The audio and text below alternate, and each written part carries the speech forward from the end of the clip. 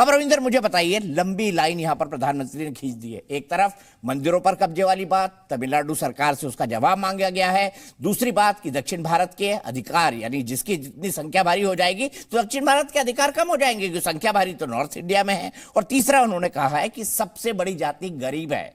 तो प्रधानमंत्री पूरे आक्रमण के मूड में, और बीजेपी क्या कहती है?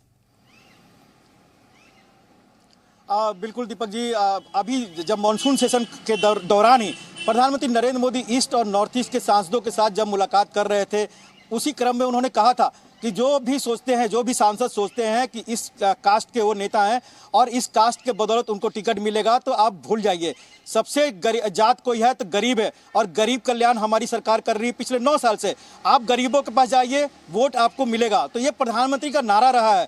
भले ही जातिगत जो गणना या जातिगत सर्वेक्षण जो आया है उसके बाद गरीब की बात प्रधानमंत्री उठा रहे हैं, तो उस पर अपोजिशन भले कहेगा, लेकिन प्रधानमंत्री पिछले 9 साल से या फिर सांसदों के साथ जब बातचीत होती है उसमें गरीब की बात करते रहे और गरीब कल्याण की ही बात करते रहे अपनी सारी योजनाओं में। पहली बात। दूसरी बात, जो उन्होंने मंदिरों की बात कही है, तो आपने अभी हाल फिलहाल में देखा है कि तमिलनाडु में सनातन को लेकर क्या क्या बातें हुई थी और मामला कोर्ट में तक गया था। इसलिए मंदिरों की बात उठाकर एक तरह से पूरे दक्षिण भारत में हिंदुत्व की बात कही जा रही है। और ये हिंदुत्व जो हमें जानकारी मिल रही है, ये जातिगत गणना का 90 की तरह ही एक प्रखर एक तरह से उसकी काट होगी। और बीजेपी आने वाले दिनों में राम मंदिर, यूसीसी और फिर इस तरह के जितने हिंदुत्व के मुद्दे हैं, ये जोर शोर से उठाएगी। प्रधानमंत्री खुद उठा रहे हैं, आपने सुना है भी दर्शकों को। तो कहीं ना कहीं जातिगत गणना का काट गरीबी के तौर पर, और दूसरा हिंदुत्व का मुद्दा, यानी 90 का पूरा आप देखिए 360 डिग्री घूम के आ रहा है 90 का दशक 2023 में।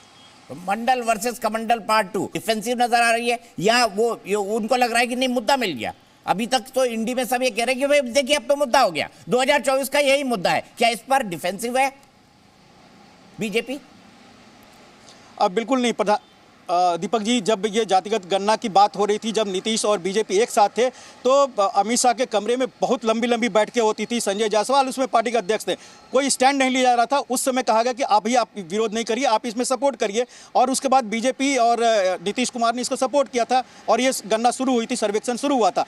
लेकिन कहीं ना कहीं पार्टी को लग रहा है कि इसके जरिए जो ओबीसी ये समाज है, जो पिछले 2014, 2009 के बाद 2019 में बड़ी संख्या में प्रधानमंत्री के नाम पर आई थी, उसमें कहीं कुछ उसमें इरोजन हो सकता है। और इसलिए गरीब कल्याण की बात कही जा रही, गरीब की बात कही जा रही, जिसमें सभी जातियां सिमट जाए। और इसलिए प्रधानमंत्री आक्रामक है, बीजेपी आक्रामक है। आपके पैनल में जो बैठेंगे आने वाले दिनों में, वो भी इस नीति को अपनाएंगे कि जातिगत गणना के मुद्दे पर गरीब की बात कही जाएगी और देश को बांटने, हिंदू को बांटने की बात कही जाएगी। यानी 89-90% हिंदुओं की बात की जाएगी, न कि 3-4% राजपूत भूमिहार या फिर 18% यादव की बात कही जाएगी।